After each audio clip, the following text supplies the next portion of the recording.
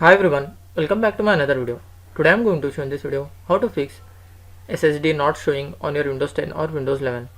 So before going to start the video, if you are not subscribed my channel, please subscribe. So let's start the video.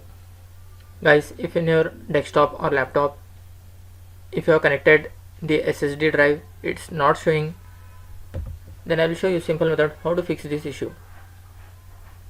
For that, first what you have to do, you have to just click on the search menu, then type here disk management.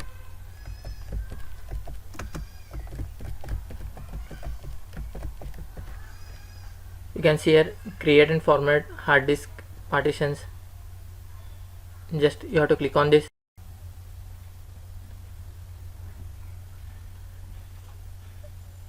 If in your case you have already using before one main hard disk and connected one additional SSD, so you will find here two drives.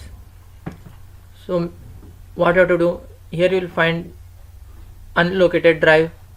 You have to just right click on that unlocated drive, then click on new, select the size of the drive,